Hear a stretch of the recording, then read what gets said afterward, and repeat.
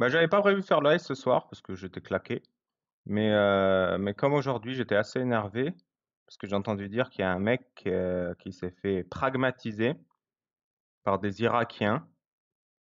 Alors on sait pas ce qu'ils sont, mais j'imagine, mais je peux me tromper, musulmans.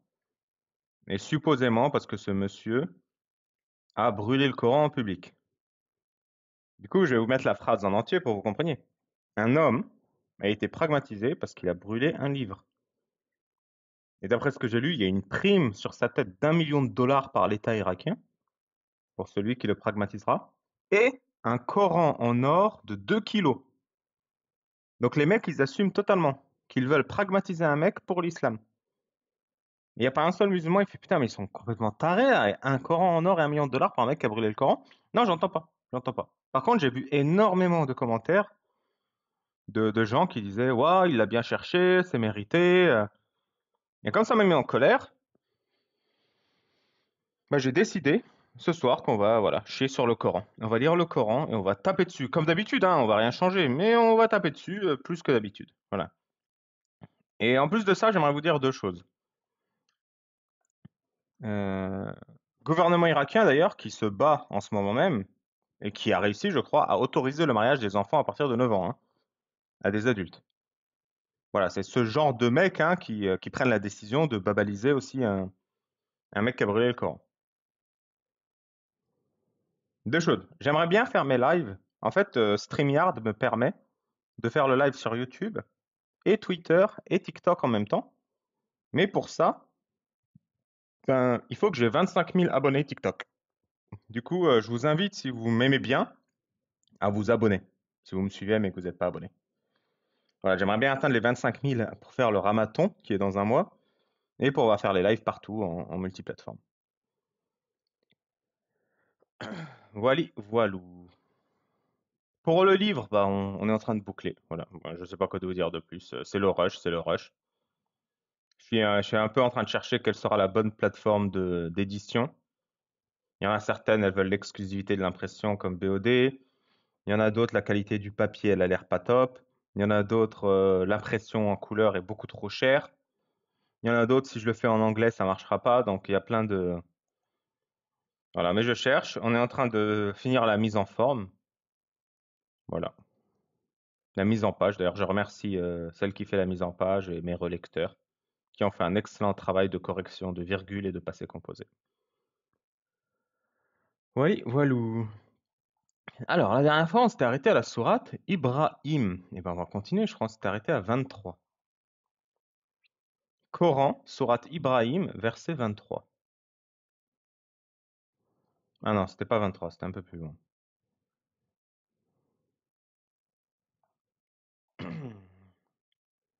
Alors, on s'était arrêté au 31. Donc 32. Allah, c'est lui qui a créé les cieux et la terre et qui, du ciel, fait descendre l'eau grâce à laquelle il a produit des fruits pour vous nourrir. Il a bien fait les choses, Allah. Hein. Les fruits poussent, donc c'est Allah qui les fait pousser.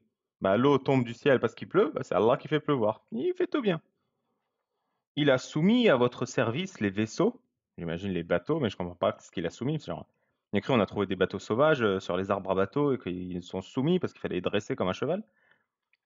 Il a soumis à votre service les vaisseaux qui, par son ordre, attention parce que si Allah arrête de tenir le bateau il coule, hein, vogue sur la mer. Et il a soumis à votre service les rivières. Moi par exemple, je prends un bâton, je jette, je dis va chercher, bah, la rivière elle va chercher. La rivière va chercher, elle est soumise à mon service. Il a fait ça bien, hein. D'ailleurs, c'est incroyable, c'est incroyable. Et je sais pas si ça vous épate autant que moi ça m'épate. C'est que quand on utilise la rivière, eh ben la rivière se laisse utiliser. Vraiment, elle est soumise à notre service. Et ça c'est bien fait. Après, il y a des mauvaises langues parmi nous qui vont dire comment c'est que c'est Allah qui fait tomber la pluie, qui fait pousser les fruits, et qui soumet les rivières, et qui porte les bateaux, et c'est pas genre Joel Clodo ou Shrek. Et ben moi, je vous dirais, c'est la parole de ceux qui n'ont pas beaucoup de foi dans leur cœur. Verset 33. Et pour vous, bah parce qu'on ne s'arrête pas là, hein. Déjà les rivières elles travaillent pour nous, les bateaux ils travaillent pour nous, la pluie travaille pour nous, qu'est-ce qui travaille d'autre pour nous? Et pour vous, il a assujetti le soleil et la lune, rien que ça, parce que oui, évidemment, on est le centre de l'univers, donc tout travaille pour nous, à une perpétuelle révolution. Eh ouais, Eh ouais, alors t'as vu, je fais tourner un truc autour de toi. Eh, il est pas grand mon bienfait. Eh, il s'est pas arrêté. Il vous a assujetti la nuit et le jour. Bah oui, parce que la nuit elle est à mon service. Et puis le jour il est à mon service aussi, hein. Alors le soleil, la lune, la nuit, le jour, et ben mon con, il y en a qui pètent plus haut que leur cul, hein. Parce que moi je sais pas, genre je dis le soleil, bah il fait son truc quoi. Il fait ce qu'il veut. Il est là, il brille, il brûle. Il aime ça, voilà, il brûle de partout. La lune, pareil, elle tourne, tu vois, elle ne pose pas de questions. On est content, on n'est pas content, elle tourne. Et quand il n'y a pas la lune, le soleil, bah il fait nuit, et quand il y a le soleil, il fait jour. Genre, il y a rien qu'à assujetti en fait, je comprends rien. Mais bon, quand on est un peu orgueilleux et prétentieux, un peu, hein, pas trop, bah on se dit que tout ça, c'est pour nous en fait. Et il vous a accordé de tout ce que vous lui avez demandé. Vas-y, donne-moi un sandwich au jambon là. 6, 7, 8, 9, 10. Il m'a pas accordé. Et voilà, j'ai démontré que Allah a menti. Et si vous comptiez les bienfaits d'Allah, vous ne sauriez les dénombrer. Il faudrait déjà savoir les associer à Allah. Ça, c'est une technique de manip courante, hein. Regarde tous les bienfaits que je t'ai fait. Mais comment on sait que c'est toi qui les as donnés, les bienfaits? Non, c'est moi, c'est moi. Tu vois, tu peux même pas les compter. Mais c'est pas parce que je peux pas les compter que c'est toi. Ah, et là, Allah, il a anticipé ce que je dis. L'homme est vraiment très injuste, très ingrat. Donc peut-être un peu terre à terre et réaliste, quoi. Et rappelle-toi quand Abraham a dit, Seigneur, fais de cette cité un lieu sûr et préserve-moi, ainsi que mes enfants. J'imagine là, il va dire de la maladie, de la faim, de l'insécurité, de l'ignorance, de la méchanceté. Préserve-moi ainsi que mes enfants de l'adoration des idoles. Voilà. Pire truc à faire, bah, c'est d'aimer une statue en bois ou un caillou. Enfin, imagine, genre, c'est une horreur. T'imagines Abraham, ses enfants, ils commencent à, je sais pas, à faire des tours autour d'un caillou dans un sens précis, à embrasser le caillou par respect et par crainte, à jeter des petits cailloux sur un gros caillou. Genre, ce serait horrible, quoi, l'adoration d'idole. Imagine. Ils ont une idole. Ils ont une idole, c'est un délire, hein. C'est même pas un truc, tu vois. Même pas un caillou ou une statue. Non, non. C'est genre, ils prennent un arbre, ils découpent l'arbre, ils le mélangent dans de l'eau, ils mettent de la pâte, ils font sécher, ils en font des pâtes fines, ils les font sécher. Après, ils les attachent ensemble dans un genre gros amalgame de toutes ces pâtes fines faites avec des arbres. Et dessus, ils mettent de l'encre, genre, tu vois, un liquide comme un autre. Et après, ils adorent cette idole. Genre, ça, c'est le délire ultime, quoi. Mais et on appellerait ça un livre, vous voyez, un livre. Ils adoreraient un livre. C'est un délire incroyable. Et genre, ce livre, quand ils le prennent dans leurs mains, ils doivent être propres, tu vois. S'ils ont pété, je dis un truc au pif, hein, ils ont pété, bah, ils doivent se laver les mains et les pieds, hein, pour toucher le livre avec les mains. Tu vois, parce qu'ils ont pété, genre le truc a aucun sens, mais ils sont tellement dans l'idolâtrie, ils vont respecter le livre. Et quand ils le prennent, ils le respectent le bouquin, hein. Ils l'embrassent, ils le mettent sur leur front comme ça. Tu vois, ils embrassent le bouquin, les idolâtres. Et après avoir embrassé le bouquin, ils vont aller jusqu'à pragmatiser. Pragmatiser, donc ôter la vie de manière pragmatique à toute personne qui oserait brûler cette idole. À toute personne, hein. Heureusement, les musulmans sont protégés de cette idolâtrie, parce que comme Abraham l'a dit dans le verset 35 de la sourate 14, Ibrahim, et rappelle-toi quand Abraham a dit, Seigneur, fais de cette cité un lieu sûr, et là je pense qu'il parlait d'une ville random au Danemark, et préserve-moi, ainsi que mes enfants, de l'adoration des idoles. Et c'est pour ça que les musulmans ils sont en sécurité de ce genre d'égarement. Et que jamais, jamais, au nom de l'islam, un homme qui brûle une idole qui s'appelle le Coran, bah on le pragmatisera. Jamais.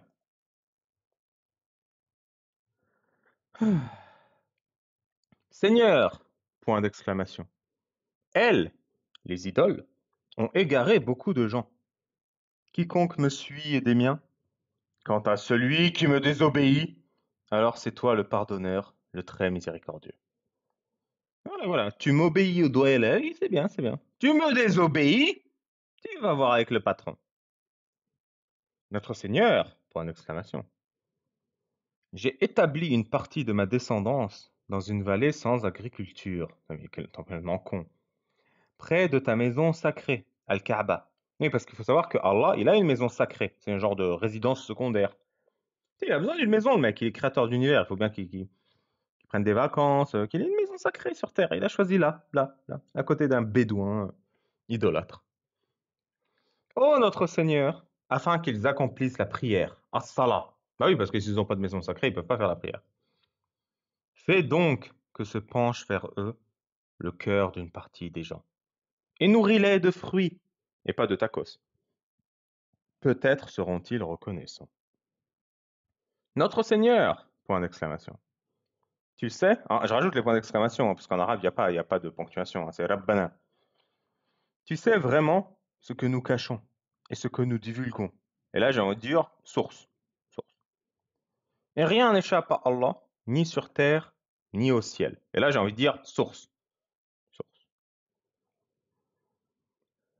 Louange à Allah qui, en dépit de ma vieillesse, m'a donné Ismaël et Isaac.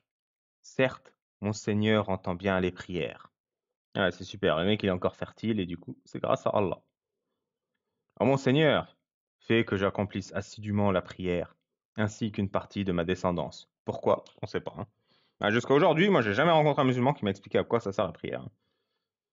Genre le yoga de l'espace là, qui va vers la Mecque et qui s'envole dans l'espace pour aller voir Allah, et qui fait que Allah il est satisfait parce que tu as mis le cul en l'air et le front par terre.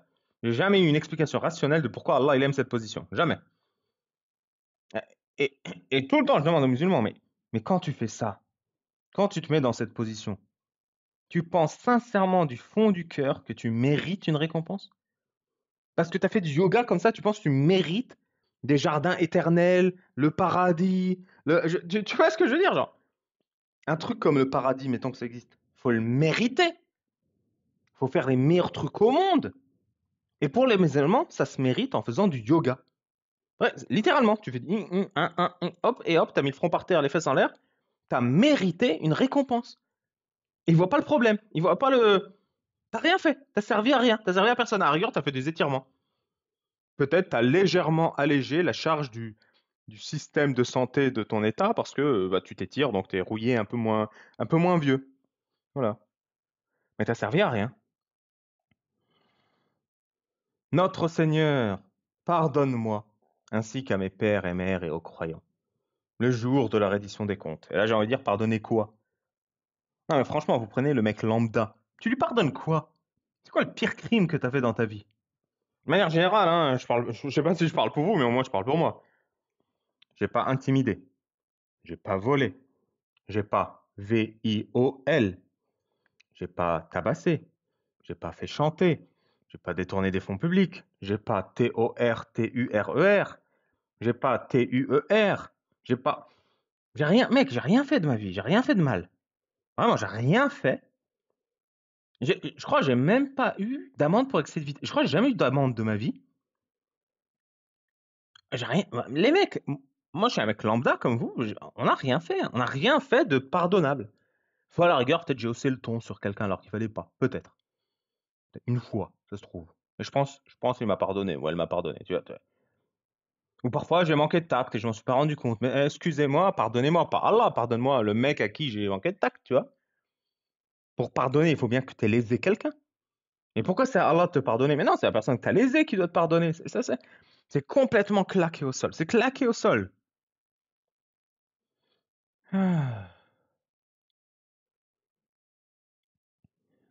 Et ne pense point qu'Allah soit inattentif à ce que font les injustes. Bah, quand même, il donne beaucoup de preuves qu'il est inattentif aux injustes. Hein. Je veux dire, le mariage des enfants, c'est une injustice. Allah, il est inattentif. Il leur accorde un délai jusqu'au jour où leurs regards se figeront. Mais accorde pas un délai, règle le problème maintenant. On n'a pas besoin que les injustes ils fassent leur délire et que tu les regardes faire leur délire. Quand on constate une infraction, on y met fin. C'est ça la justice. Là, c'est juste pour se donner bonne conscience, le mec. Mais les gens, ils ont déjà subi une injustice qui n'a pas été réparée. C'est quoi cette incompétence en termes de justice? Il faut comprendre qu'un juste en islam, c'est pas un mec qui a marié une gamine, c'est pas un mec qui frappe son gosse, c'est pas... Non, un juste en islam, c'est un mec qui n'obéit pas à l'autorité islamique en place. Injuste, c'est celui qui ne reconnaît pas que Mohammed, c'est un mec super parfait qui a la puissance sexuelle de 30 hommes. Injuste, c'est un mec qui paye pas le 5e du butin à Mohammed ou ou la zakat, l'aumône obligatoire, hein, l'aumône bénévole obligatoire, je sais plus combien, de 20%, je sais pas, ouais, il taxe, le mec il taxe, il fait ce qu'il veut. C'est ça un injuste en islam. Ils courront, suppliant. Un injuste, par exemple, c'est un homme qui réduit un autre homme en esclavage, qui lui prend sa liberté. Allah, il s'en fout de cette injustice. Levant la tête, les yeux hagards et le cœur vide. Bah oui, parce que ces gens-là qui ont des valeurs humanistes et tout, ils méritent pas, tu vois, ils méritent pas. Ils vont se faire humilier, ces gars-là qui se battent pour la dignité de tous. Et ça, c'est une bonne valeur islamique à transmettre à tout le monde. Il avertit les gens du jour où le châtiment les atteindra. Et ceux qui auraient été injustes diront, Notre Seigneur, accorde-nous un court délai. Nous répondrons à ton appel et nous suivrons les messagers. Et c'est ça qui est très important. Regardez, pour eux, même dans le paradigme islamique, le mec qui est mécréant, il sait qu'il n'a pas répondu à l'appel d'Allah et qu'il n'a pas suivi les messagers. C'est toujours ce paradigme de tout le monde sait qu'Allah existe et qu'il a envoyé un message. Les musulmans, ils suivent le message. Les mécréants, ils savent que le message existe et qu'Allah existe et qu'il va les punir, mais ils veulent pas le suivre par arrogance. Et c'est ça que c'est dire, ok, on a changé d'avis, maintenant c'est trop tard, vas-y, laisse-nous. Alors que ça, on s'en fout. Si tu étais injuste, tu devrais dire, accorde-moi un délai pour réparer l'injustice. Non, il dit, accorde-moi un délai pour suivre ton messager. C'est ça. La priorité dans l'islam, c'est de suivre un messager. Mais en quoi ça sert de suivre un messager? On s'en bat les reins de suivre Mohamed. Sois juste. À la rigueur, nous répondrons à ton appel et nous deviendrons justes, tu vois. Quelle est la valeur ajoutée de suivre un messager? On s'en fout. N'avez-vous pas juré avant que vous ne deviez jamais disparaître? Et ça, c'est beau, hein, c'est solennel. Attendez, je regarde un peu le chat parce que je vous écoute pas du tout.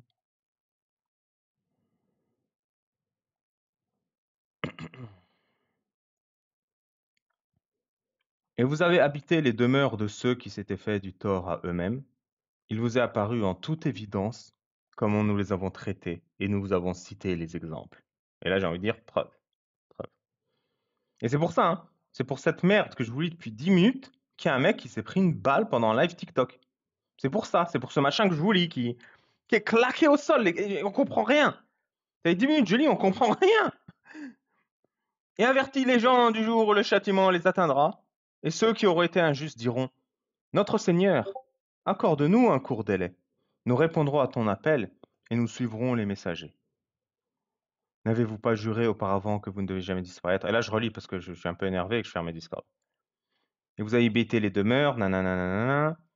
Ils ont certes comploté, or leur complot est inscrit auprès d'Allah, même si leur complot était assez puissant pour faire disparaître les montagnes. Mais quel complot, mec! Ils vivent dans un autre monde, je te jure. Ce Allah et ces musulmans, ils vivent dans un autre monde. Un complot pour faire disparaître une montagne. Et c'est pour ça, tu sais, c'est pour ça qu'ils sont à fond sur le complot franc-maçon juif dans les pays arabo-musulmans. Tout est un complot, je te jure. Quand j'étais petit, tout le monde croyait à cette histoire de, vous savez, Puma. Non, c'est pas la marque. Vous savez la marque avec un mec et une meuf dos à dos là. Comment elle s'appelle? Comment elle s'appelle cette marque? Ah, je l'ai plus en tête. Je regarde le chat. Kappa, voilà. Kappa. Eh ben tout le monde, moi je me souviens, tout le monde en Jordanie disait cette marque Kappa, c'est une marque juive pour inciter les rapprochements entre les hommes et les femmes, et c'est une stratégie du diable pour inciter la fornication. Et puis le Coca-Cola. Dans le Coca-Cola, il paraît qu'ils mettent des molécules de porc, parce que le porc est une nourriture à faible valeur spirituelle, et ça incite à la fornication, stratégie du diable. Et un tel, il écoute de la musique, et vous savez pourquoi ils vous font écouter la musique? Ils ont créé le complot de l'industrie de la musique pour vous détourner du Coran, pour vous faire entendre quelque chose qui vous paraît à vos oreilles plus beau qu'au Coran, mais en fait c'est moche, mais c'est le diable qui vous l'embellit à vos oreilles. Et il y a des complots comme ça partout, des petits complots, des grands complots, des complots moyens, tout, c'est un complot. Et c'est normal. Le créateur de l'univers, il est complotiste, regardez-moi ça, je vous le relis. Ils ont certes comploté, or leur complot auprès d'Allah, même si leur complot est assez puissant pour faire disparaître les montagnes. Ne pense point qu'Allah manque à sa promesse envers ses messagers, et nous on pu. Certes, Allah est tout-puissant et détenteur du pouvoir de punir. J'ai envie de dire source. Source. Au jour où la terre sera remplacée par une autre, de même que les cieux et où les hommes comparaîtront devant Allah, l'unique, le dominateur suprême. Alors là, j'ai envie de demander, il y a tout un, il y a tout un lore qui s'ouvre. Pourquoi remplacer la terre par une autre? C'est vrai que tout ça, c'est pas expliqué. Je veux dire, pourquoi la remplacer? Par quoi? Pourquoi faire? Genre, c'est quoi Genre là, t'as l'impression, mec, il te tease une saison 2, mais t'en sauras jamais rien, tu vois, de la saison 2. C'est genre, on dirait une fin d'un mec qui a fini son doctorat, qui en a marre. Et on te dit toujours, quand tu fais ton doctorat de recherche, bah, à la fin, tu dois ouvrir vers de nouvelles recherches, tu vois. Le mec, il va, vas-y, je vais ouvrir vers ça. Vas-y, ça va les calmer. On va vous remplacer. On va vous grand remplacer. Là, c'est le grand remplacement. C'est toute l'humanité qui est remplacée et la planète et le ciel avec, hein. Et ce jour-là, tu verras les coupables.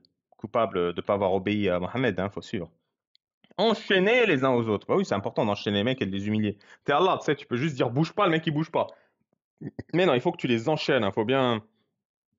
C'est comme la porte du paradis. Vous savez, la porte du paradis, du paradis d'Allah, elle est gardée par 70 000 anges. Et chacun de ces anges commande une armée de 70 000 anges. C'est-à-dire qu'il y a 70 000 au carré gardiens de la porte du paradis. Mais pourquoi faire? Mec, c'est la porte d'Allah. Personne, il peut rien faire à la porte d'Allah. Pourquoi il faut 70 000 fois 70 000 anges? Mec, t'es Allah. Tu dis que personne s'approche de la porte, il y a personne qui s'approche de la porte. C'est quoi ce ce overkill? Les coupables seront enchaînés les uns aux autres et c'est pas fini, hein. Leurs tuniques seront de goudron et le feu couvrira leur visage. Et là, j'ai envie de dire pourquoi? Pourquoi? Tout cela afin qu'Allah rétribue chaque âme de ce qu'elle aura acquis. Et là, on comprend pourquoi. S'ils n'ont pas fait le yoga de l'espace, la prière islamique, eh ben, tunique en goudron, feu sur le visage et les chaînes. Eh oui, parce que le yoga de l'espace, c'est important. Certes, Allah est prompt dans ses comptes. Alors là, j'ai envie de dire, source. Source. Ceci est un message, le Coran, pour les gens afin qu'ils soient avertis, qu'ils sachent que Allah est unique et que pour les doués d'intelligence s'exhortent.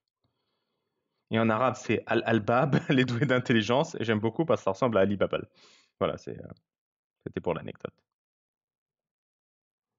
En plus, ça n'a aucun sens, une tunique en goudron, je veux dire. Une tunique en spaghetti, une tunique Je sais pas, c'est quoi une tunique en goudron, ça n'a aucun sens.